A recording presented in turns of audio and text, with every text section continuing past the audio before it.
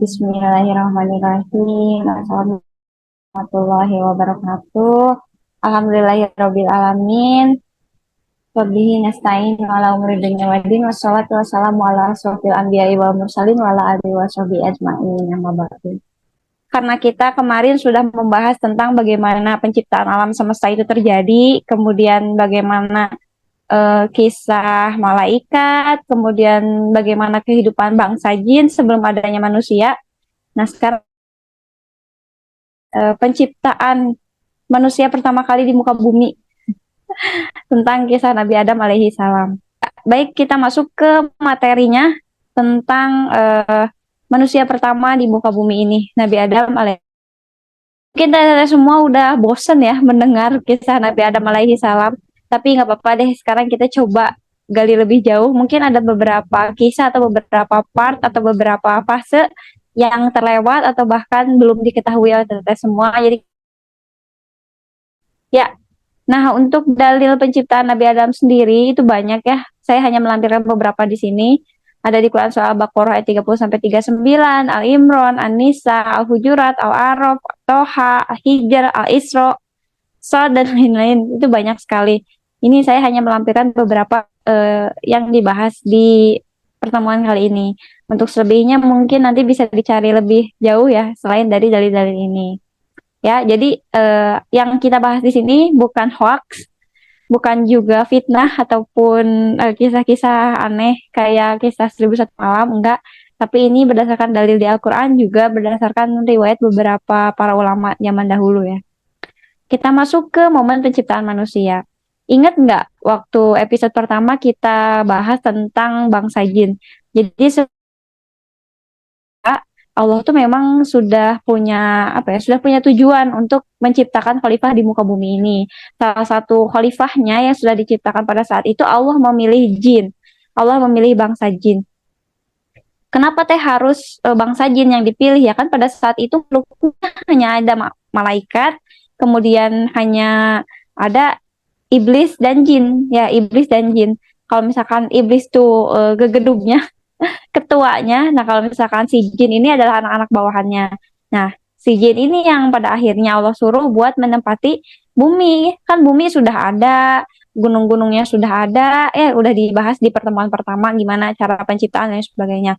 Jadi alam semesta ini udah ada, tapi nggak ada yang nempatin. Mau siapa yang nempatin? Pada akhirnya Allah memaksa jin untuk menempati. Ternyata bangsa jin keturunan Hind dan Bin itu terus melakukan kerusakan, kemaksiatan, pembunuhan, menumpahkan darah dan sebagainya. Selama si bangsa jin itu hidup di muka bumi, mereka tuh nggak memberikan manfaat sama sekali gitu ya ke alam semesta ini. Malah mereka tuh merusak, kemudian melakukan pembunuhan dan ya nggak menjalankan kewajibannya sebagai seorang khalifah yang Allah ciptakan. Pada akhirnya Allah bilang, ya udah deh, bangsa jin udah nggak bisa nih ngejagain bumi, udah usir aja mereka dari bumi gitu kan. Terus Allah nurunin malaikat-malaikatnya kan ke dunia gitu buat ngusir si para jin ini. Tapi para jin ini yang karena udah betah banget tinggal di dunia, akhirnya mereka nggak mau pergi dari dunia ini. Mereka tuh malah mendirikan istana dan bangunan-bangunan mereka di mana? Di tepi-tepi pantai atau tengah lautan kayak gitu. Jadi bangsa jin itu ada sebelum kita gitu ya, dan bangsa jin itu sudah ada di bumi sebelum manusia ditinggal di bumi gitu. Dan mereka tinggalnya di mana? Di tepi-tepi lautan atau di tengah lautan. Itu diperangi sama malaikat, dia nggak mau pergi, malaikatnya pulang ke akhirat gitu ya, ke surga, ke arsinya Allah, sementara si para jin itu tetap di dunia tapi menempati tepi-tepi sungai, tepi-tepi laut ataupun tengah lautan. Nah, teh kok ternyata ada yang ngegoda Nabi Adam nantinya gitu. Kok kan tadi katanya bangsa jin udah ada di dunia. Jadi kan tadi saya sebutkan atau kemarin di pertemuan pertama saya sebutkan bahwa Allah tuh menciptakan iblis tuh bukan iblis aja gitu yang dari api. Jadi Allah tuh menciptakan makhluk dari api tuh ada 3 sebenarnya ya. Ada iblis, ada jin, sama ada setan. Nah, nanti setan mah turunan jin yang nggak mau taat gitu kan. Jin juga nanti jadi pada intinya yang diciptakan dari api itu ada 2, ada iblis sama jin. Iblis tuh anggaplah ketuanya gitu ya, yang paling terlaknat. yang paling terlaknat, sementara jin itu bawahan-bawahannya. Jin itu masih bisa apa? Masih bisa berketurunan dan sebagainya. Tapi di beberapa riwayat iblis tuh ya cuma satu, yang namanya Azazil tuh ya cuma satu, iblis Azazil itu gitu, cuma satu-satunya. Sementara jin itu ya berkembang sebagaimana manusia gitu. Dia punya anak, dia punya keluarga, dia punya ibu, punya bapak ya sebagaimana manusia. Kalau jin itu, jadi jin itu jumlahnya banyak, sementara iblis itu cuma satu yang namanya Ajajil itu. Nah, yang turun ke bumi itu cuman jin, cuman keturunan Hin dan Bin itu. Mereka tuh beranak pinak banyak gitu ya, ribuan jumlahnya di muka bumi. Jadi yang udah ada duluan di muka bumi sebelum Nabi Adam adalah jin. Tapi untuk iblis itu masih ada di akhirat, teman-teman. Dan iblis itu namanya Ajajil, yang nantinya si Ajajil ini yang nggak mau sujud ke Nabi Adam. Gitu ya kurang lebihnya. Jadi intinya udah ada di sampai fase si jin udah ada di muka bumi, udah ada di bumi, mereka udah tinggal di tepian dan di tengah lautan mendirikan singgasananya. Sementara si iblis gitu ya, sama malaikat sama nanti Nabi Adam. Nah, ketika momen itu sudah selesai, malaikat udah pulang ke akhirat, ke arsy Allah gitu. Terus Allah lagi sibuk nih. Terus malaikat nanya, "Wahai Allah," gitu, "apa yang kamu hendak lakukan?" Terus Allah bilang, "Aku hendak menjadikan." Kagetlah malaikat.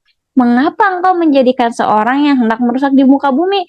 Ini Allah nih gimana sih? Kemarin udah nyuruh jin buat jadi khalifah di muka bumi, nggak benar. Mereka suka ngerusakin, mereka suka membunuh-bunuhin, mereka suka menumpahkan darah dan merusak segala hal yang Allah ciptakan di alam semesta ini. Terus kenapa gitu?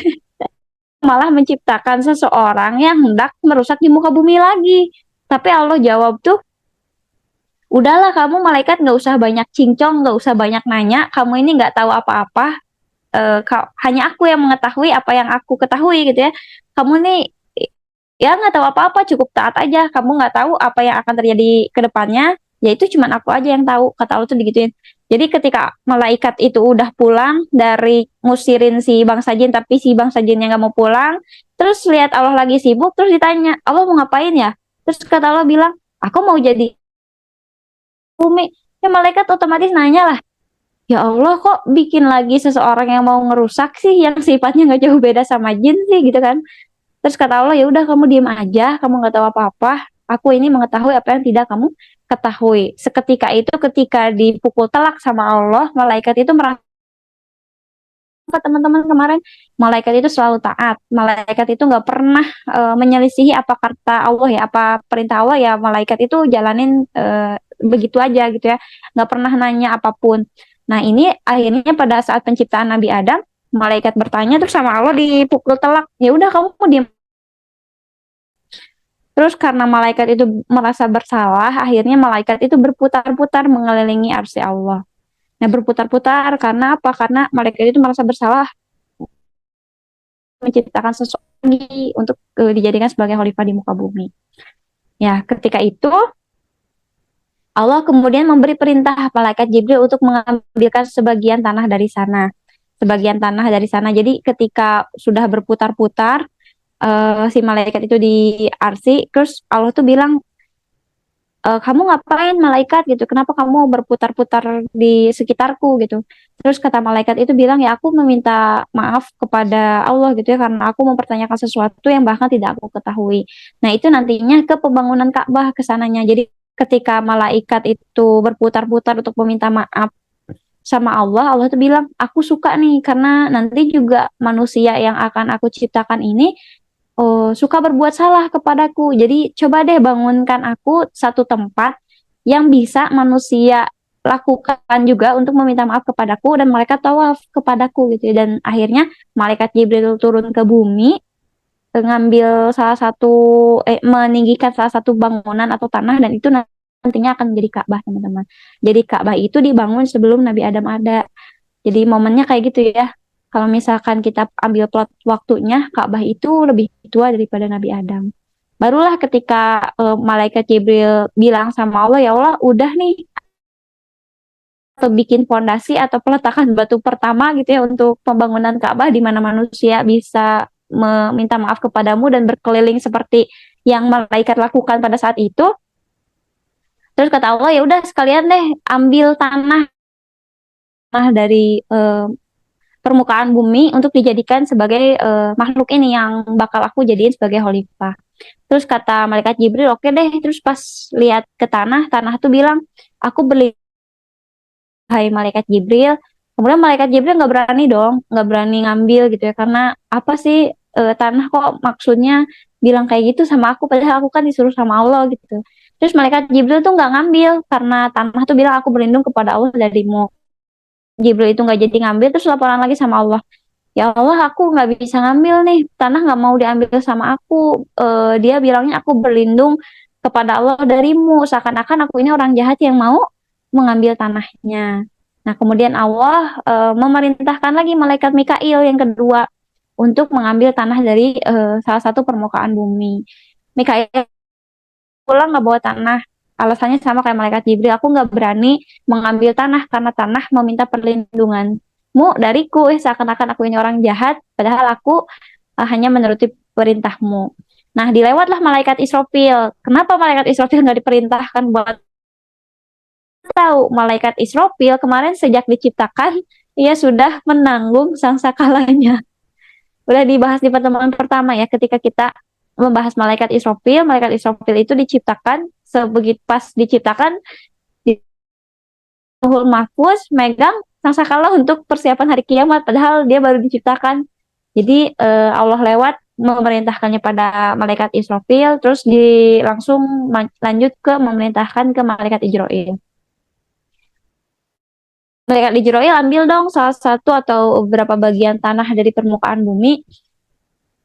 Pas malaikat Ijroil mau ngambil tanah dari permukaan bumi, tanah juga sama bilang, aku berlindung kepada Allah darimu, seakan-akan malaikat Ijroil ini hanya.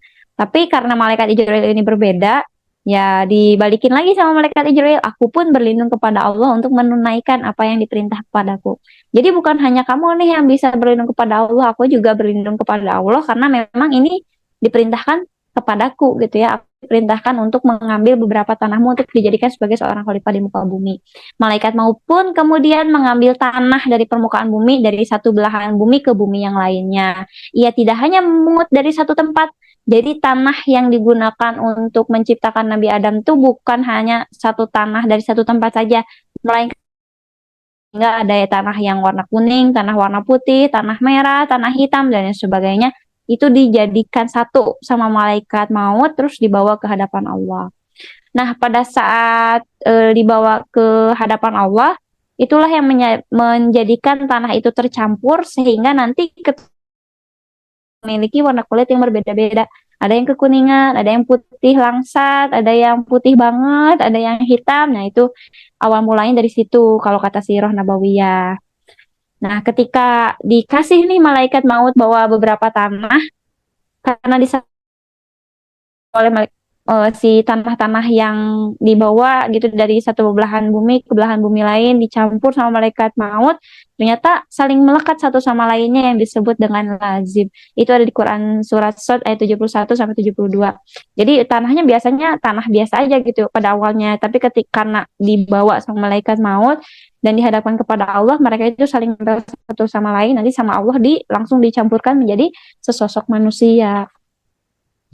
Nah, lalu Allah kemudian menyempurnakan pembentukan raganya. Jadi ketika tanahnya udah ada, dibawa sama malaikat maut, dicampurnya ada tanah merah, kuning, putih dan sebagainya. Terus dijadikan sebagai tadi apa tanah yang saling menempel satu sama lain ya, kayak tanah liat. Bayanginnya kalau mau kita masuk ke sirahnya, kita bayangin aja kita lagi bikin orang-orangan dari tanah liat gitu ya, tanah liat kita kasih bentuk gitu ya.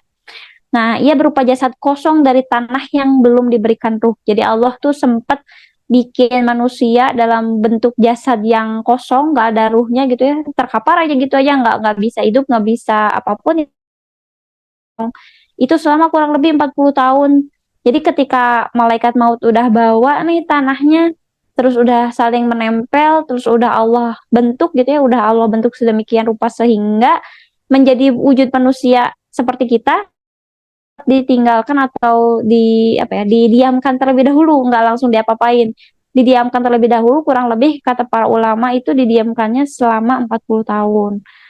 Dan dalam hitungan hari Jumat ya, para malaikat itu berlalu lalang melihat jasad Nabi Adam. Jadi ketika jasad Nabi Adam belum dikasih ruh, kosong aja melompong kayak gitu jasad kosongnya, malaikat itu berlalu lalang di atas jasad yang kosong itu.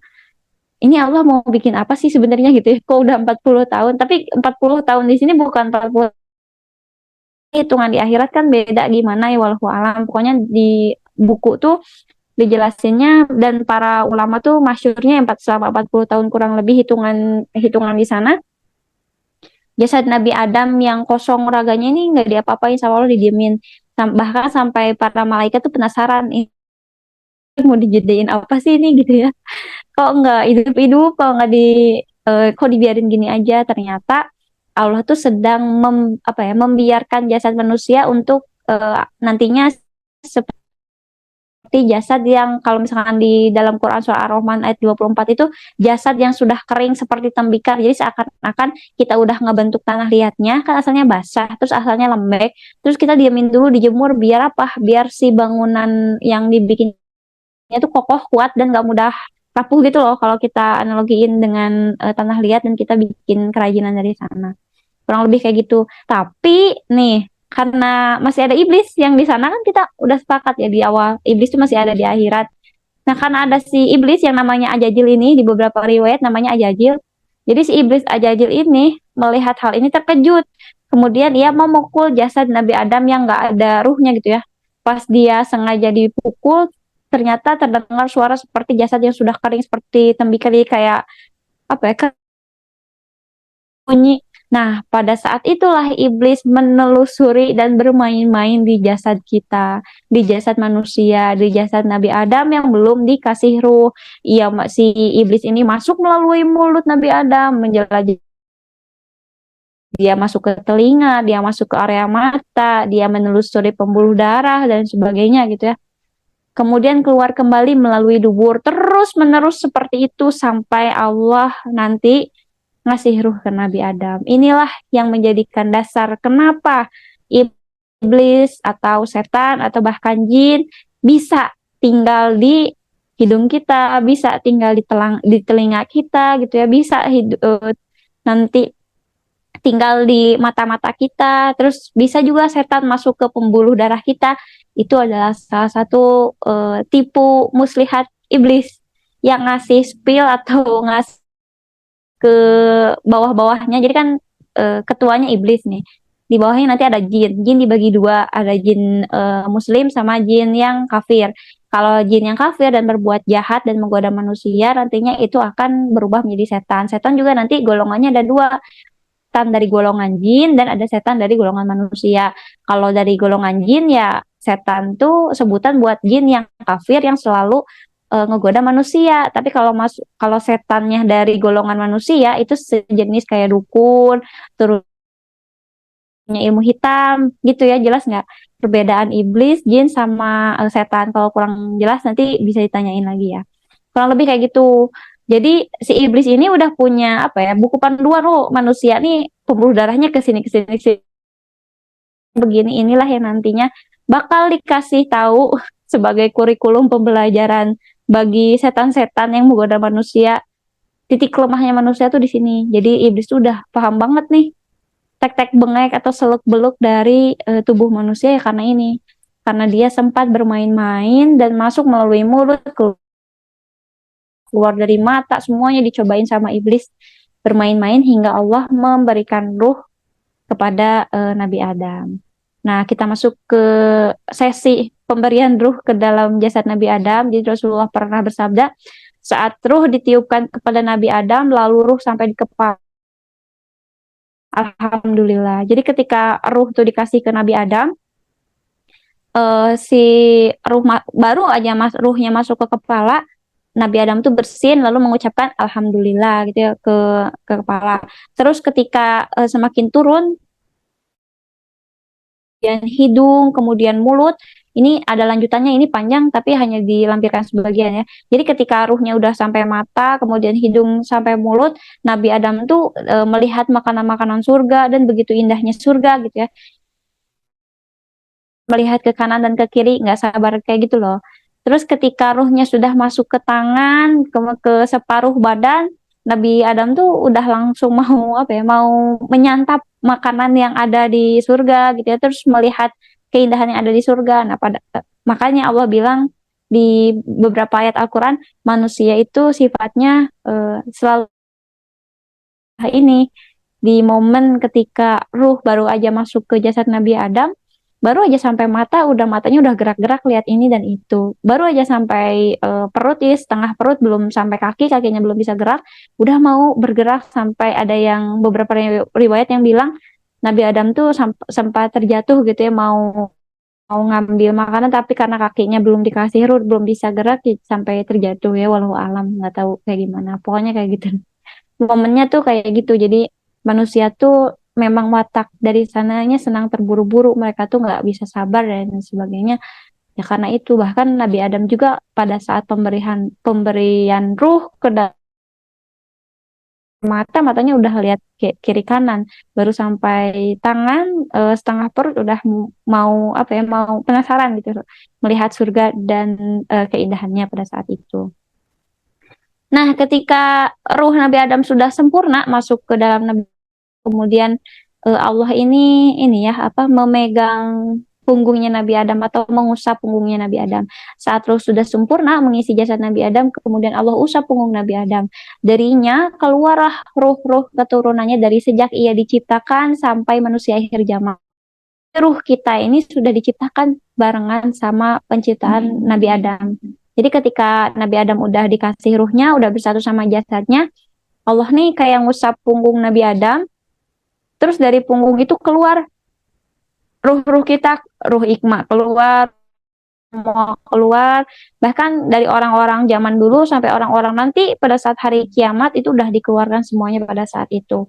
Kemudian Nabi Adam melihat ada seorang yang cahayanya paling besar. Kemudian ia bertanya, siapa itu wahai Allah gitu ya, di antara ruh-ruh yang ada salah satu yang cahayanya paling besar. Namanya adalah Nabi Daud alaihi salam. Terus berapa lama ia akan hidup, kata Nabi Adam itu. Dia akan hidup hanya sekitar 60 tahun saja. Lalu berikan 40 tahun usiaku kepadanya sehingga ia bisa hidup sampai 100 tahun. Jadi Nabi Adam itu ngasih usianya 40 tahun ke Nabi Daud. Jadi Nabi Daud nanti bisa hidup sampai 100. Kemudian berfirman, aku menciptakan mereka untuk surga dan neraka. Lalu aku akan melakukan amalan penghuni. Aku menciptakan mereka untuk surga dan mereka akan melakukan amalan penghuni surga. Jadi terkait dengan ini ada beberapa riwayat yang bilang, jadi Allah tuh ngusap punggung Nabi Adam tuh ada yang bilang 1 kali, ada yang bilang 2 kali. Ada kalau misalkan yang bilang 1 kali ya udah seluruh manusia dari awal sampai hari kiamat nanti ya udah gitu ya, dikeluarin semua. Tapi kalau misalnya yang bilang 2 kali, usapan yang pertama itu orang-orang yang ditentukan Allah untuk masuk. Terus usapan yang kedua itu adalah untuk mengeluarkan ruh-ruh orang-orang yang masuk ke dalam neraka. Terus muncul juga ruh lainnya, Allah kemudian berfirman, aku menciptakan neraka untuk mereka dan mereka akan melakukan amalan penghuni neraka. Ini juga apa ya, berkorelasi dengan hadisnya Rasulullah ketika Rasulullah menjelaskan mengenai surga dan neraka. Ada salah satu seorang sahabat yang bertanya, wahai Rasulullah, untuk apa kita melakukan amal? Kemudian Rasulullah menjawab, ketika Allah menciptakan Allah akan membuat orang tersebut melakukan amalan penghuni surga dalam kehidupannya, akan dimudahkan dan sebagainya. Begitupun sebaliknya, kalau misalkan Allah menciptakan kita untuk neraka, maka ia akan mudah gitu ya untuk melakukan amalan ya penghuni neraka itu. Ya udah teh, kalau misalkan takdir kita surga dan neraka udah ditentuin, kita nggak usah sholat, nggak usah ini. Kalau misalkan kita lebih memilih kepada jalan yang itu, nggak usah sholat, nggak usah ibadah, berarti kita memudahkan diri kita sendiri untuk masuk neraka dong. Kalau kayak gitu nggak ada ikhtiarnya buat memudahkan diri kita untuk jadi penghuni surga gitu ya. Jadi wallahu alam ya. Tapi beberapa ulama di perdebatan di dalam buku ini setujunya memang manusia itu terlahir ya sudah ditentukan dia masuk neraka dan masuk surga. Tapi kan ada yang jadi doa yang kuat, ikhtiar yang kuat dari seorang manusia yang dikasih pilihan mau milih jalan takwa atau jalan fujur ya, jalan kemaksiatan, kan dipilih nanti ya, manusia punya pilihan itu mau taat kah atau mau melakukan kemaksiatan kah. Nah itu juga jadi pilihan manusia, mereka akan masuk neraka atau masuk surga. terkait dengan hal soal ya kita juga nggak tahu, saya juga nggak tahu gimana saya masuk neraka atau surga, wallahu a'lam bishawab. Tapi ini adalah beberapa riwayat yang diriwayatkan oleh para ulama. Kemudian ketika seluruh ruh sudah keluar dari sulbi Nabi Adam gitu ya, dari tubuh diusap sama Allah itu. Kemudian Allah nih apa ya nanya sama ruh-ruh kita, bukankah aku ini Tuhanmu kepada semua ruh manusia dari awal ketika Nabi Adam diciptakan sampai nanti manusia di hari kiamat. Mau itu Iqma orang Indonesia, mau itu nanti orang Thailand, mau itu orang Amerika, mau itu orang Australia dan orang-orang lain, pokoknya seluruh manusia yang ada di muka bumi ini dari sejak Nabi Adam diciptakan sampai nanti manusia di hari kiamat yang menyaksikan kiamat itu ruhnya semua. Terus Allah nanya pada hari itu ketika ruh-ruhnya sudah ada dikeluarkan semua oleh Allah, Allah ini nanya sama kita yang waktu itu masih ruh, bentuknya bukan jasad, dia masih ruh. Allah ini nanya sama kita, bukankah aku ini Tuhanmu? Terus kita nih jawab, betul, engkau adalah kami bersaksi. Nah, kemudian Allah bilang lagi, kami melakukan hal ini, aku nanya ini sama kalian agar nanti pada hari kiamat kamu tidak mengatakan sesungguhnya kami lengah terhadap hal ini. Itu ada di dalam Al-Quran surat Al-A'raf ayat 172. Jadi sesungguhnya manusia ya ini buktinya salah satunya fitrahnya kita menghamba kepada Tuhan kita sendiri gitu ya. Bahkan sebelum kita lahir ke dunia, bahkan sebelum kita dikasih jasad sama Allah dalam bentuknya masih ruh di zaman-zamannya penciptaan Nabi Adam sama kita, bukankah aku ini Tuhanmu? Terus kita jawab, betul, engkau adalah Tuhan kami dan kami bersaksi. Kayak gitu. Jadi sebenarnya keimanan kita yang memang sudah ada daripada kita lahir. Kok teh aku nggak ingat ya? Aku juga nggak ingat momen ini. Tapi nanti kita akan ingat ketika kita sudah meninggal dunia, masuk terutama nanti masuk ke yaumil hisab. Barulah oh iya ya aku pernah nih berkata ini, aku pernah nih mengaku sebagai hamba sama Tuhanku sendiri. Kayak gitu. Ini disebutnya the day of Alastu atau hari pengakuan sebagai hamba. Ayat 172. Apalagi teh. Nah, selanjutnya ketika momen-momen itu sudah lewat, Allah mengajarkan semua ilmu kepada Nabi Adam. Itu dan Allah ajarkan kepada Nabi Adam nama-nama benda semuanya ya. Bahkan di riwayat Ibnu Abbas dijelaskan dimaksudkan nama-nama benda di sini ya segala hal gitu ya. Ini disebut gunung, ini disebut sungai, ini disebut pisau, ini disebut batu. Jadi pernah nggak sih nanya kita, kok ini disebut meja ya, kok ini disebut kayu ya, kok ini disebut dengan piring ya dan sebagainya. Itu ternyata Allah yang ngajarin sama Nabi Adam. Atau hewan-hewan, kok ini disebut harimau ya, kok ini disebut unta ya. Nah, sebenarnya Allah ini sudah mengajarkan.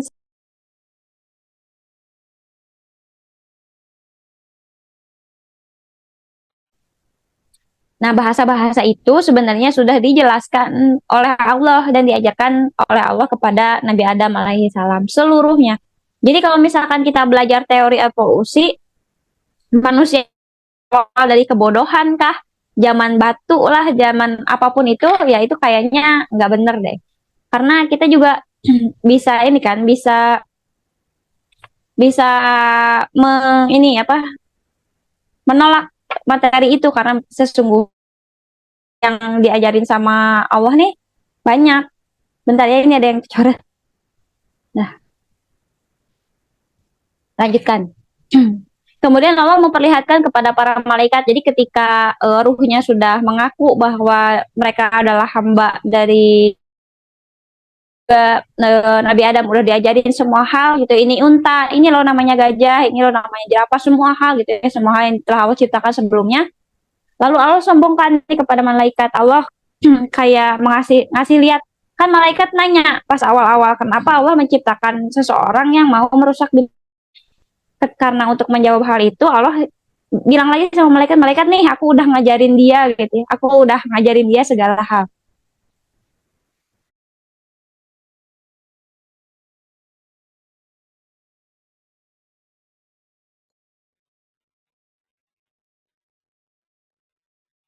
Terus kata Allah nih, dites gitu ya, sebutkan padaku semua nama benda ini jika kamu benar. Tadi udah diajarin kan sama aku, oh coba sebutin ini apa, kayak semacam dites gitu loh. Nah, Adam itu berhasil menyebutkan semua yang telah diajarkan oleh Allah kepadanya. Saking pinternya, saking luar biasanya manusia diciptakan oleh Allah. Dan mereka pun, ini malaikat pun ya, malaikat, iblis, dan seluruh penduduk langit yang ada pada saat itu diperintahkan untuk bersujud. Malaikat bersujud, sementara iblis tidak. Iblis ini yang nantinya jadi diusir dari surga ya. Iblis yang namanya Ajajil ini nggak mau tunduk ke Nabi Adam. Apakah malaikat sujud kepada Nabi Adam itu berarti kita lebih mulia daripada malaikat? Enggak. Malaikat bersujud pada saat ini hanya karena malaikat sudah mengakui bahwa Nabi Adam adalah seseorang yang Allah ciptakan sebaik mungkin, dan juga menghargai keilmuan yang dimiliki oleh Nabi Adam dari pengajaran-pengajaran yang Allah lakukan kepadanya gitu. Bukan berarti semata-mata oh manusia ini lebih baik daripada malaikat, enggak kayak gitu. Malaikat bersujud hanya karena diperintahkan oleh Allah kita, karena kita memiliki keilmuan dan bisa menyerap keilmuan yang Allah berikan pada saat itu. Malaikat bersujud aman, tapi sementara iblis nggak mau bersujud kepada Nabi Adam. Dilanjutkan juga. Nah, lainnya ya, kenapa malaikat bersujud kepada Nabi Adam itu juga karena Allah menciptakan dengan tangannya langsung. Jadi malaikat itu kagum gitu ya, pada saat proses penciptaan Nabi Adam, malaikat tuh lihat secara langsung bagaimana Allah menciptakan Nabi Adam. Terus Allah juga meniupkan ruh langsung untuk pertama kalinya gitu ya, dilihatin juga sama malaikat segala prosesnya. Terus juga pada Nabi Adam yang tadi dijelasin untuk menghargai bahwa kita udah bisa menyerap keilmuan seluruhnya gitu ya yang Allah ajarin kepada manusia. Terus Nabi Adam saat dites ternyata bisa. Terus memerintahkan para malaikat untuk sujud kepadanya. Ini yang terakhir yang dimiliki oleh Nabi Adam. Akhirnya nanti malaikat itu sujud sama Nabi Adam. Nah, langsung masuk ke keangkuhan dan kesombongan iblis. Hasan al-Basri itu jelasin iblis tidak mau bersujud pada Nabi Adam karena iblis membuat kios atau analogi. Ia berpikir bahwa api itu lebih baik daripada tanah, atau tanah itu lebih buruk daripada api. Loh, api itu lebih baik daripada tanah, atau tanah itu lebih buruk daripada api. Atau Allah juga nggak ngejelasin cahaya lebih baik daripada tanah, atau tanah lebih baik daripada cahaya, nggak pernah membuat analogi seperti itu. Tapi satu-satunya analogi itu dibuat oleh iblis. Dia sombong, dia merasa bahwa api lebih baik daripada tanah. Kemudian iblis berkata, apakah aku harus bersujud pada orang yang engkau ciptakan dari tanah? Terangkanlah kepada aku, inikah yang lebih engkau muliakan daripada aku? Berilah aku akan sesatkan keturunannya kecuali sebagian kecil dari mereka.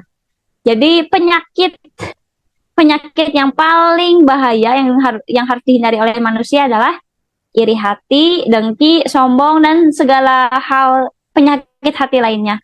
Itu salah satunya adalah keturunan dari penyakit iblis pada penciptaan manusia. Enggak semata-mata Allah ngusir iblis dari surga atau dari akhirat, melainkan karena keangkuhan dan kesombongan yang ia miliki. Dia merasa lebih baik daripada orang lain, dia merasa lebih hebat daripada orang lain, tapi padahal belum tentu. Kayak gitu. Nah, kemudian ketika udah malaikat bersujud, terus iblisnya nggak mau, nolak. Nah, akhirnya Nabi Adam masuk nih ke surga. Ya udah, sok kamu jalanin aja kehidupan di surga gitu ya. Nah, ada perbedaan pendapat untuk kali ini. Surga yang disinggahi Nabi Adam itu apakah surga yang nantinya kita akan tempatin di akhirat akhir, atau surga yang lain? Ternyata ada beberapa pendapat. Ada yang berpendapat itu adalah surga di langit. Jadi sebelum masuk ke surga yang beneran surga, itu adalah surga yang ada di langit, bukan seperti surga nanti yang akan kita rasakan, tapi itu sebagaimana surga kayak misalkan taman-taman di langit gitu ya untuk penduduk-penduduk langit, tapi karena kan seperti surga. Ada yang berpendapat seperti itu. Ada juga yang berpendapat bahwa itu memang surga, tapi itu surga kecil yang memang Allah siapkan khusus sebagai tempat ujiannya Nabi Adam. Kayak gitu. Jadi ada dua pendapat di sana ya. Tapi nggak ada pendapat yang menjelaskan bahwa itu memang surga yang nantinya akan kita nikmati di hari akhir nanti gitu. Nggak ada yang berpendapat seperti itu. Jadi pendapatnya ada dua. Ada surga yang memang itu seperti taman-taman di akhir di langit kah untuk penduduk langit gitu ya. Tapi nuansanya seperti nuansa surga. Ada juga itu memang surga tapi yang surga kecil gitu yang khusus untuk dibuat yang Allah siapkan sebagai tempat ujian Nabi Adam gitu ya. Kalau misalnya ada yang nanya surga yang mana, ya ini jawabannya dari kitab Bidayah wa Nihayah. Lalu ketika Nabi Adam udah di surga nih, kan tadi kita momennya udah Nabi Adam udah di surga. Nah, ketika Nabi Adam udah di surga, setelah penciptaannya Adam ditempatkan di surga. Adam berjalan seorang diri tanpa ada yang menemani. Nah, pada saat itu kan udah makan, udah menikmati semua keindahan gitu ya. Tapi sendirian aja di tempat seluas itu. Kemudian Nabi Adam kelelahan dan akhirnya ia tertidur. Saat ia terbangun, saat ia terbangun ternyata ada seorang wanita yang duduk di dekat kepalanya. Ia diciptakan dari tulang rusuk Nabi Adam. Kemudian ia bertanya, apa? Kok aku bangun tiba-tiba ada seorang wanita? Ternyata dia jawab, aku Hawa. Adam bertanya kembali, kenapa kamu diciptakan? Hawa menjawab, agar kau merasa tenang dan senang kepadaku. Jadi tidak semata-mata wanita diciptakan di dunia ini adalah untuk uh, menjadikan rasa senang bagi pasangannya. Kayak gitu. Jadi akhirnya Allah ciptain lagi Hawa dari tulang rusuk Nabi Adam. Kemudian para malaikat yang melihatnya bertanya, siapa dia wahai Adam? Nah, kemudian Nabi Adam menjawab, dia adalah Hawa. Kenapa ia disebut begitu? Malaikat nanya lagi. Nabi Adam jawab, karena ia diciptakan dari sesuatu yang hidup. Sesungguhnya bagian yang ini dijelasin oleh para ulama. Sesungguhnya bagian yang paling rapuh dari tulang rusuk, bagian paling rapuh adalah tulang rusuk. Dan tulang itulah yang bentuknya bengkok di antara tulang.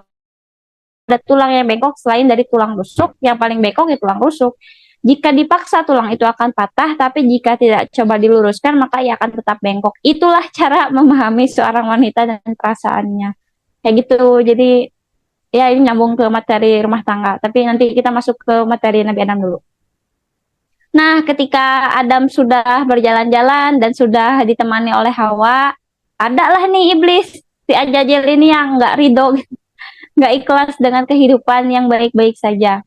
Saat menjalani kehidupan di surga, Allah memperbolehkan apapun kepada Adam, tapi hanya ada satu larangan yang harus dipatuhi, yaitu menjauhi salah satu pohon dan buahnya yang ada di sana. Jadi di tempat itu ada salah satu pohon yang nggak boleh didekatin gitu ya. Namun iblis yang penuh tipu daya ini karena kesel gitu ya, kok bisa-bisanya Allah ya dia tuh cuma tanah yang nggak ada gunanya gitu. Karena dia tuh penuh dengan tipu daya, akhirnya ia membisikkan kepada hati Adam dan Hawa untuk mendekatkan diri kepada pohon tersebut. Lama-kelamaan hingga akhirnya keduanya memakan apa yang telah Allah larang kepada mereka. Nah, di sini ada yang beberapa pendapat juga. Jadi ada yang bilang si Ajajil ini nggak bisa masuk ke tempatnya Nabi Adam. Terus akhirnya dia menyerupai atau mengirim atau menyuruh gitu ya, menyuruh sejenis ular gitu ya untuk menggoda Nabi Adam. Ada juga yang berpendapat, oh iblis bisa masuk kok yang menggodanya. Wallahu alam. Pendapatnya sama kuatnya, jadi terserah mau dipakai yang mana gitu ya. Jadi iblis itu intinya ngoda Nabi Adam sama Hawa deh. Mau itu bentuknya berbentuk ular kah atau wujud iblis langsung kah, wallahu alam. Tapi kedua pendapat itu sama kuatnya. Terus ia berkata lagi, jadi iblis tuh cara ngegodanya, kalian tahu nggak kenapa Allah ngelarang kalian buat ngedeketin pohon ini atau makan buah di pohon ini? Itu karena semata-mata buah ini akan menghasilkan keabadian. Jadi kalian tuh nanti akan mati, tapi kalau misalkan kalian makan buah ini, kalian akan punya kekebalan gitu ya. Kalian tuh bisa hidup lama dan abadi di surga dan sebagainya.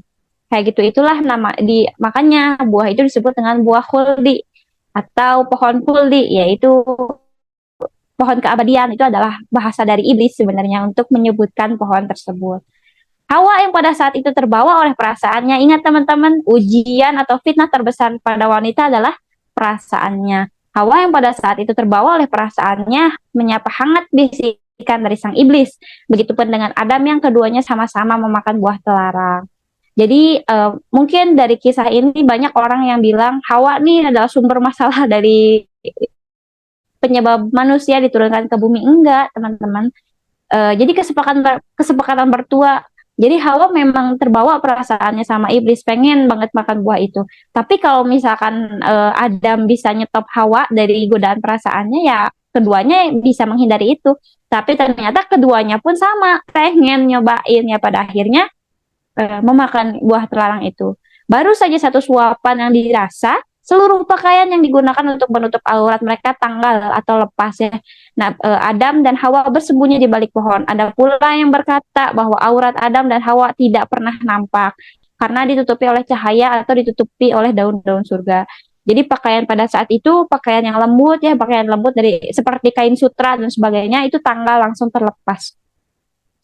Ada beberapa ulama yang setuju semuanya tanggal termasuk auratnya terlihat, ada juga yang nggak setuju akan hal itu seakan merendahkan. Jadi jumhur ulama tuh bilang auratnya nggak kelihatan, tutupi langsung sama cahaya, atau ada yang beberapa pendapat yang bilang ditutupi oleh daun-daun yang ada di surga. Kemudian Nabi Adam, Hawa, dan iblis pun dikeluarkan dari surga. Adam dan Hawa karena melanggar apa yang diperintahkan oleh Allah, iblis dikeluarkan dari surga karena ia nggak mau sujud sama Nabi Adam. Kondisinya di sana. Nah, sekarang momennya bukan ada di langit lagi atau di surga lagi, tapi momennya ini ada di Nabi Adam turun ke bumi. Di mana sih Allah menurunkan Nabi Adam? Nabi Adam diturunkan di sebuah tempat yang bernama Dahna, atau tepatnya di daerah antara Mekah dan Taif. Kemudian ada juga yang berpendapat Nabi Adam itu diturunkan di India, sedangkan Hawa itu di dekat Basrah. Itulah kurang lebih pendapat dari jumhur para ulama. Terus ketika itu Nabi Adam dan Hawa tentu saja langsung bertobat ya, minta ampun sama Allah. Ya Tuhan kami telah menzolimi diri kami sendiri. Jika Engkau tidak mengampuni kami dan tidak merahmati kami, niscaya kami masuk kepada orang yang rugi. Kemudian ada menerima beberapa kalimat dari Tuhannya gitu. Ini kisah dari Al-Qur'an ya. Sesungguhnya dialah Allah yang maha penerima taubat. Jadi ketika Nabi Adam berdoa, Hawa juga berdoa minta taubat sama Allah. Akhirnya taubat dari mereka berdua diterima oleh Allah. Terus Allah berfirman lagi nih, setelah Nabi Adam berdoa minta taubat, terus diterima taubatnya sama Allah. Allah berfirman lagi, wahai Adam, sungguh aku memiliki tanah haram tepat sejajar dengan arsiku. Maka pergilah lalu bangunkan sebuah rumah untukku di sana. Lalu kelilingilah rumah itu seperti para malaikat mengelilingi arsiku. Dan Nabi Adam pun meninggikan tanda yang sudah dibangun oleh malaikat. Ingat tadi di awal malaikat itu ketika mempertanyakan untuk apa Allah menciptakan manusia gitu yang mau merusak. Terus akhirnya malaikat minta maaf sama Allah, terus berputar-putar di arsi, terus Allah suruh, ya udah deh malaikat pilih satu tempat di mana manusia juga bisa berputar-putar sepertimu dalam meminta maaf kepadaku. Dan malaikat memilih Mekah. Kala itu, kenapa dipilih Mekah? Ingat pada episode pertama, di malaikat juga punya satu tempat untuk beribadah, dan itu posisinya tepat sejajar dengan Mekah gitu ya. Itu dipilih oleh malaikat Jibril pada saat itu, ya karena menyamakan tempatnya gitu ya, atau menyelaraskan tempatnya dengan pribadi malaikat pada saat itu. Jadi tandanya atau batu pertamanya udah diletakkan oleh malaikat kan sebelum Nabi Adam ada. Nah ketika Nabi Adam udah di bumi, terus udah minta maaf, minta taubat sama Allah, terus sama Allah dimaafin, taubatnya itu udah diterima, terus Allah nyuruh bangunin deh Ka'bah buat ini gitu ya, buat beribadah. Pada saat itu Nabi Adam mulai meninggikan Ka'bah. Jadi orang atau mendirikan Ka'bah adalah malaikat adalah Nabi Adam alaihi salam. Setelah taubatnya diterima, setelah membangun Ka'bah, setelahnya Nabi Adam pun bertemu dengan Hawa di Arafah. Berapa tahun perpisahan antara Nabi Adam dan Hawa? Itu perpisahan antara 200 sampai 500 tahun. Tapi yang paling masyhur adalah 200 tahun. Jadi selama itu loh, ketika diturunkan ke bumi, Nabi Adam dan Hawa itu nggak langsung bareng-bareng, tapi mereka terpisah selama 200 tahun. Nah, berapa lama jadinya Nabi Adam di surga? Ada yang beberapa pendapat yang berbeda juga di sini. Ibnu Abbas menjelaskan Adam hanya berada di surga dalam rentang waktu antara sholat asar dan matahari terbenam. Tapi nggak tahu nih waktunya juga waktu mana. Tapi yang pasti di hari Jumat. Rasulullah juga hari Jumat karena apa? Pada saat itu Nabi Adam diciptakan, pada saat itu Nabi Adam masuk surga, dan pada saat itu juga Nabi Adam keluar dari surga. Ya walau alam apakah itu hari Jumatnya sama, apakah hari Jumatnya berbeda gitu ya, itu masih ada banyak perdebatan. Ada juga pendapat dari Ibnu Jarir bahwa Nabi Adam itu berada di surga selama 43 tahun. Ajaran dan ujian kayak misalkan Nabi Adam tuh Allah tuh ngajarin ini gitu sama Nabi Adam. 40 tahunnya ingat nggak keterangan dari para ulama pas Nabi Adam tuh udah dibentuk terus didiamkan jasad tanpa ruh selama 40 tahun. Nah, itu dari pendapatnya. Jadi kurang lebih 43 tahun berada di surga. Wallahu alam yang mana yang benar, tapi bisa diketahui dari sini. Silahkan saja ambil pendapat yang mana, insya Allah sama baiknya. Bagaimana ciri fisik Nabi Adam gitu ya? Sebenarnya dulu Nabi Adam tuh tingginya nggak kayak kita, kecil-kecil. Di dunia ini cuma ada dua orang manusia bisa langsung ketemu gitu. Dunia ini kan ini ya apa luas sekali. Bagaimana mungkin Nabi Adam dan Hawa itu bisa saling menemukan kalau misalkan tingginya itu cuma sekitar kita. Sebenarnya tinggi Nabi Adam dan Nabi Hawa dan Hawa kurang lebih itu 60 hasta. Kalau diubah ke kita sekarang itu seperti 70 orang yang saling di jadi 70 orang tinggi kita sekarang ditumpukin. Nah, itulah tinggi Nabi Adam dahulu. Kenapa makin ke sini tinggi manusia semakin kurang? Ada beberapa riwayat yang bilang tinggi manusia itu akan semakin berkurang menjelang hari kiamat karena dosa yang mereka miliki. Walau misal apakah itu benar atau enggak, tapi para ulama berpendapat demikian. Lalu bagaimana kehidupan Nabi Adam dan Hawa di bumi? Pakaian yang pertama Nabi Adam sama Hawa di bumi pakai adalah menggunakan surga yang menyambung ke riwayat yang tadi ya. Ketika pakaian sutranya tanggal, kemudian pakai dedaunan di surga.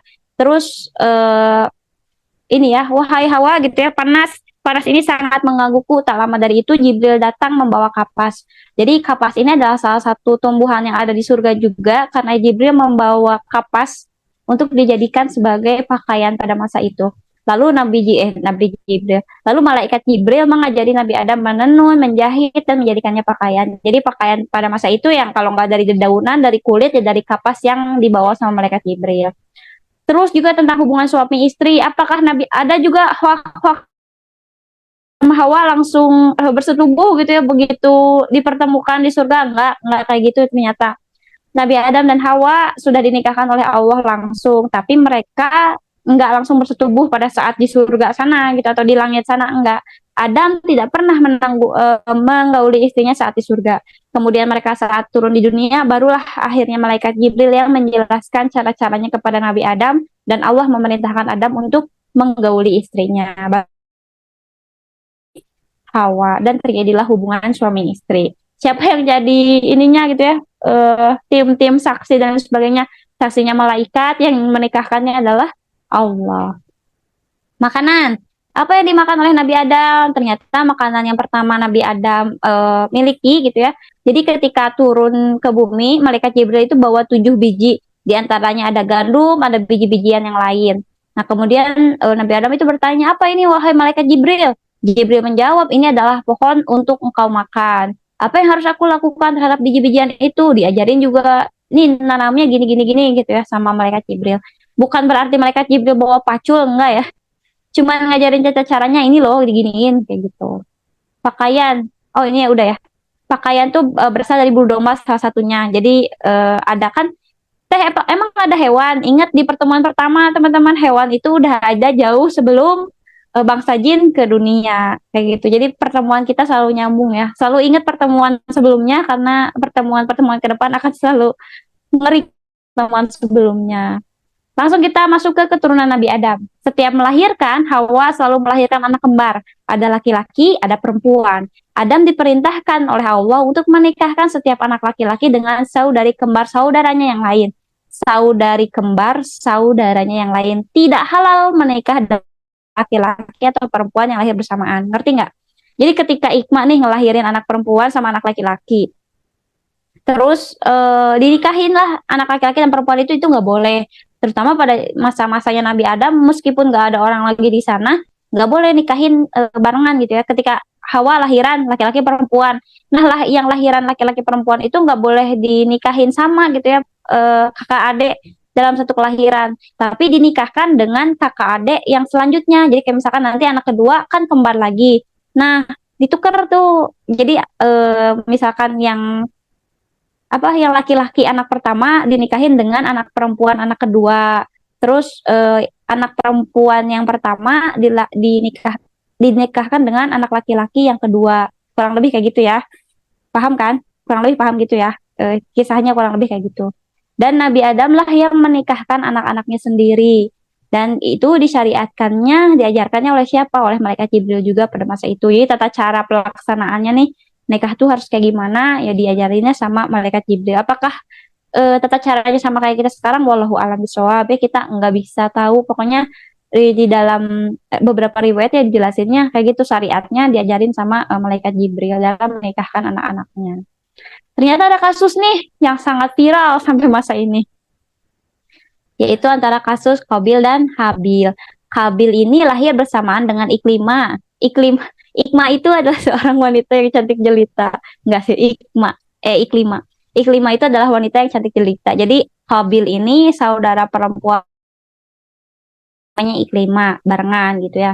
Nah, karena tidak boleh menikah dengan saudara yang lahir bersamanya, akhirnya Habil ini adiknya Qabil, oleh Nabi Adam diperintahkan untuk menikahi Iklimah. Karena nggak boleh kan nikah sama lahir bareng sama Iklimah. Tapi karena nggak boleh dinikahin, akhirnya Iklimah ini dinikahin sama Habil, adiknya Qabil. Tapi karena Iklimah ini cantik, terus Qabil ini nggak terima, karena Qabil ini mau nikah sama Iklimah ini, akhirnya sirik lah tuh ya, kok bisa-bisanya Habil yang dapat Iklimah gitu ya, aku nggak mau nikah sama saudaranya Habil gitu.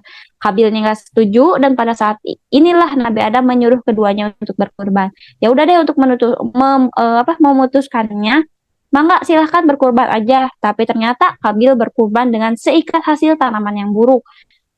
Di beberapa riwayat dijelaskan tanaman yang buruk itu bahkan kering kerontang dan nggak bisa dimanfaatkan gitu ya, sari-sari makanannya. Sementara Habil itu berkurban dengan seekor kambing yang gemuk. Ketika mereka berdoa kepada Allah kemudian sujud, kurban dari Habil itu terbakar dan tertolak. Sementara Habil itu baik-baik, tanaman yang buruk yang kering kerontang itu terbakar, tiba-tiba terbakar gitu ya, tertolak sama Allah. Sementara seekor kambing yang gemuk ini ya baik-baik saja. Sehingga yang diterima kurbannya pada saat itu ya kurbannya Habil yang berupa seekor kambing yang gemuk. Nah, berarti dengan ini juga kita bisa nyambung bahwa syariat kurban itu ada sejak Nabi Adam alaihi salam.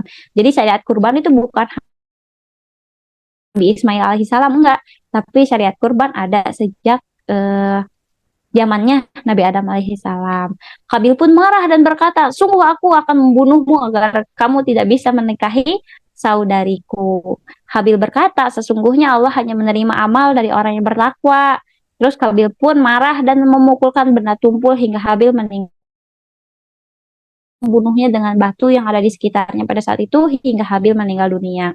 Lokasi pembunuhan Habil diantaranya ada di kawasan pegunungan Kasyun sebelah utara Damaskus di dalam gua yang disebut dengan Gua Dam. Terus setelah peristiwa ini, sebagaimana kita ketahui bersama, Habil ini takut pulang ke rumah gitu ya, membawa-bawa jasad Habil kemana-mana sekitar, ada yang bilang beberapa hari, ada yang bilang beberapa minggu, walau alam, sampai pada akhirnya Allah mengutuskan gagak yang saling bertengkar, kemudian salah satunya meninggal dan gagak itu menggali tanah gitu. Nah, pada akhirnya Qabil gitu ya. Qabil itu kayak keidean, ya udah deh, aku ini apa ya, ngubur ngubur Habil juga gitu ya, sebagaimana gagak itu tadi. Pada akhirnya jasad Habil ini dikubur dan Nabi Adam mendapat kubur itu dari malaikat Jibril. Nabi Adam itu sedih ketika Habil meninggal dunia dan Allah sudah menyiapkan pengganti Habil. Tak lama dari peristiwa itu, Hawa melahirkan satu anak laki-laki yaitu Syed. Biasa ada yang nulisnya Syed, dah terserahlah. Pokoknya Syed namanya, yang nantinya akan meneruskan risalah Nabi Adam. Jadi nanti ketika risalah Nabi Adam diturunkan ke siapa? diturunkannya ke Syed dan menerima suhuf Nabi Adam. Suhuf itu kayak lembaran atau jadi kan kalau misalkan kita mau wahyu Al-Qur'an gitu ya. Kalau zaman-zamannya Nabi Nabi Daud ataupun Nabi Musa dan sebagainya ada Zabur, ada Taurat dan lain sebagainya. Kalau zamannya Nabi Adam ini sebutnya suhuf. Jadi kayak risalah beberapa aturan kehidupan kayak gitu loh. Dan ini biasanya dituliskan kalau enggak di batu, di lembaran kulit hewan dan lain sebagainya gitu. Tapi entah bahasa apa yang digunakan gitu ya. Ada yang bilang bahasa Arab, ada yang bilang bahasa lain. Ya walau alam bisawab. Pokoknya di keterangan itu ya Syed ini nanti menerima suhufnya Nabi Adam atau risalah-risalah ajaran kehidupannya Nabi Adam gimana nanti diturunannya sama Syed. Terus akhir kisah Syed ini lahir ketika Nabi Adam berusia 130 tahun. Terus akhir kisah dari Nabi Adam ini meninggal dengan keluarganya di dalam rumahnya. Ini 130 tahun maksudnya 130 tahun setelah pertemuannya dengan Hawa ya. Bukan 130 tahun usia dari nol gitu. Terus dunia gitu intinya. Nabi Adam meninggal dengan keluarganya di dalam rumahnya. Sempat bertanya mengenai usianya berkurang 40 tahun. Jadi ketika ada malaikat maut yang datang kepadanya, wahai malaikat Israel, bukankah aku punya waktu 40 tahun lagi? Terus malaikat Israel bilang, loh, kok punya 40 tahun lagi kan usia 40 tahun itu sudah diberikan kepada Nabi Daud alaihi salam, salah satu keturunanmu nanti gitu ya. Nah, ketika juga sempat bertanya mengenai buah anggur yang pernah dimakannya di surga. Jadi ada momen di mana anak-anak ditanya ketika Nabi Adam sudah menjemput ajalnya, bawakan aku satu buah yang sangat enak. Buah itu dideskripsikannya seperti sebuah anggur, tapi rasanya itu bukan rasanya anggur gitu, rasanya yang belum dideskripsikan sebelumnya. Terus pada masa itu anak-anaknya mulai mencari hingga malaikat Jibril datang. Apa yang kamu cari, wahai anak-anak Adam? Terus kata anak-anak Adam, ini loh Bapak pengen makan buah anggur gitu. Tapi ternyata itu adalah buah anggur yang pernah dimakan di surga yang gak akan ada di dunia. Terus kata malaikat Jibril, kembalilah kamu kepada ayahmu karena sesungguhnya ayahmu udah gak usah nyari buah yang dipengen oleh ayahmu itu.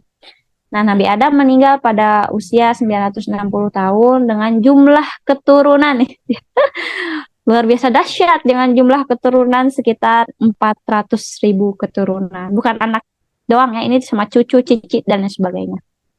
Jadi kurang lebih keturunannya sekitar 400.000. Jadi dari Adam dan Hawa aja meninggal dunia itu udah kurang lebih ada 400.000 orang di muka bumi ini teman-teman. Kayak gitu. Masih ada masih. Jadi ada nih satu masa atau satu kisah ya atau suatu riwayat yang ada di dalam sirah juga. Jadi ada perdebatan antara Nabi Adam dan Nabi Musa. Ketika Nabi Adam meninggal dunia, seluruh makhluk menangis selama 7 hari. Ada yang bilang juga meriwayatkan terjadi gerhana matahari selama 7 hari walau alam gitu ya. Nah pada saat Nabi Adam dan Nabi Musa bertemu nanti di hari akhirat gitu ya. Walau alam ini apakah kisahnya nanti benar ada atau enggak. Tapi ini semacam kisah Israiliyat gitu loh. Jadi nanti ketika kita kedepannya mempelajari kisah-kisah Nabi atau sirah Nabawiyah atau apapun itu, akan ada yang namanya kisah Israiliyat. Kisah Israiliyat itu adalah sebuah kisah yang mungkin akan menambah wawasan bagi kita, tapi nggak wajib untuk diimani. Karena mungkin kisah itu nggak sesuai gitu ya dengan ini, tapi memang boleh diketahui untuk menambah wawasan, sebagaimana kisah 1001 malam ya. Sejenis itulah kisah-kisah Israiliyat itu. Jadi nggak masuk, nggak perlu diimani sebegitunya, tapi perlu diketahui untuk menambah wawasan. Jadi Nabi Musa itu berkata, Kaulah yang telah mengeluarkan manusia dari surga karena dosa yang kau lakukan, dan kau membuat mereka semua keturunanmu itu sengsara. Hai Musa, kaulah yang dipilih dengan risalah Allah dan kalamnya.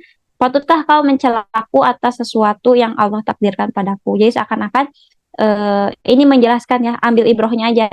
Ambil ibrohnya bahwa memang kalau misalnya sampai saat ini kita masih menyalahkan Nabi Adam atas kesalahannya makan bohol di akhirnya kita ke dunia, kita harus evaluasi balik loh. Jauh sebelum Nabi Adam diciptakan dan jauh sebelum Nabi Adam makan buah yang dilarang, Allah itu bilang apa sama malaikat? Aku hendak menciptakan seorang khalifah di muka bumi. Jelas sampai sini bahwa jauh sebelum Nabi Adam diciptakan, ya Allah udah ngeset itu gitu. Oh, udah ngeset itu bahwa nanti manusia yang mau aku ciptakan ini ya tempat tinggalnya di bumi bukan di surga. Dah cuma segitu aja. Jadi kalau misalkan masih punya terbitan apa kisah itu pemikiran itu atau mungkin ada teman-teman dari kita kan jauh sebelum Nabi Adam diciptakan justru Allah lah sudah memutuskan kita sebagai manusia untuk tinggal di muka bumi bukan di surga seperti itu. Lanjutan lagi. Nah, nanti dari dari Syed tadi dari anaknya Nabi Adam itu akan lahir Anusi, dari Anusi akan lahir Kainan, dari Kainan ini akan lahir Mahlayil, dari Mahlayil ini akan lahir Yarid dan dari Yarid akan lahir Kanuk. Kanuk ini adalah nama asli dari Nabi Idris alaihi salam. Gimana teh kehidupan Kabil? Nah, Kabil ini kabur, entah ya dia tuh sempat membawa salah satu saudarinya untuk dinikahi. Kabil ini kabur dan tinggal di negeri Nut atau Kainan. Nanti keturunan Kabil adalah Kanukis, Kanukis melahirkan Undar, Undar melahirkan Mahlawil, Mahlawil melahirkan Lamak. Nah, Lamak ini punya dua istri. Mulai nih, manusia pertama yang punya dua istri adalah Lamak, keturunan dari Kabil. Lamak ini punya dua istri. Istri yang pertama ada, namanya memang ada gitu, ada dengan double A. Terus yang kedua adalah Salah. Dari Ada ini lahir Abel. Abel ini adalah orang pertama kali yang tinggal di dalam kubah atau ruangan tertutup. Abel adalah orang yang pertama kali tinggal di dalam kubah atau ruangan tertutup. Dia juga adalah orang yang pertama menimbun harta. Jadi kalau misalnya ada makanan ditimbun, ada apapun ditimbun. Ya, ini Abel kelakuannya. Abel dari keturunan Habil.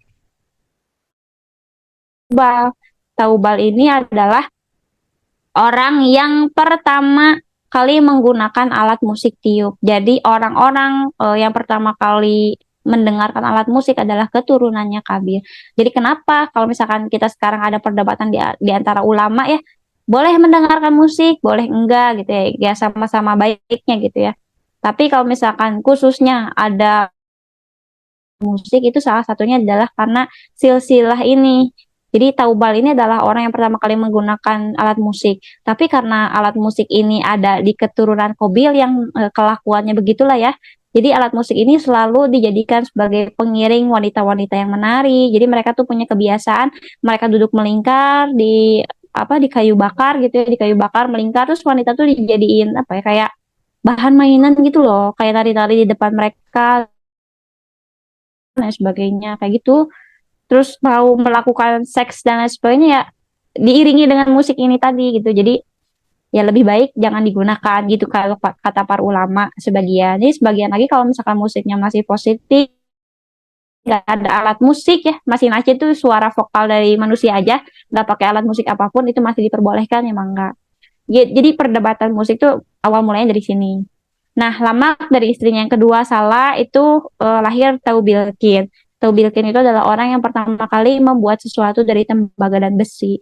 Jadi kalau misalkan kita belajar sejarah, ada Homo sapien yang nggak bisa apapun lah, nggak bisa nyalain apapun, itu bisa terbantahkan dengan sirah nabawiyah ya teman-teman. Jadi sejak ada Taubilkin aja orang-orang di masa lalu bahkan di keturunannya Nabi Adam itu udah bisa membuat sesuatu dari tembaga dan besi. Jadi apakah sejarah kita selama ini salah? Wallahu a'lam bishawab. Saya nggak tahu itu sumbernya dari mana, tapi yang selama ini kan yang dipelajari itu gitu. Jadi mari kita meluruskan kehidupan kita. Sekian kisah Nabi Adam alaihi salam dari awal mula penciptaan, bagaimana kehidupan di surga, bagaimana ia turun, bagaimana penggodaan Azazil, bagaimana kehidupan di dunia, bagaimana keturunannya, apa saja yang dilakukan. Ya, kurang lebih begitu. Nanti di bulan depan kita akan melanjutkan kisah di Kanuk ini. Kita udah nggak bahas lagi keturunan Kabil ya, karena keturunan Kabil ya begitulah. Jadi kita nanti lanjutnya ke keturunan Syed. Syed, Anusi, Kainan, Mahlayil, Yarid, dan Kanuk. Kanuk ini nanti Nabi Idris alaihi salam. Sekian kurang lebih apa ya kisah Nabi Adam alaihi salam. Terima kasih kepada yang sudah mengikuti dari awal sampai akhir kisah Nabi Adam alaihi salam ini. Ya, sekian materi dari saya hari ini. Mohon maaf apabila banyak kekurangan. Kita tutup dengan bacaan hamdalah. Alhamdulillahirrabbilalamin. Dan doa kafaratul majelis. Subhanakallahumma bihamdika. Asyhadu an la ilaha Wabillahi taufiq wal hidayah. Wassalamualaikum warahmatullahi wabarakatuh. Assalamualaikum.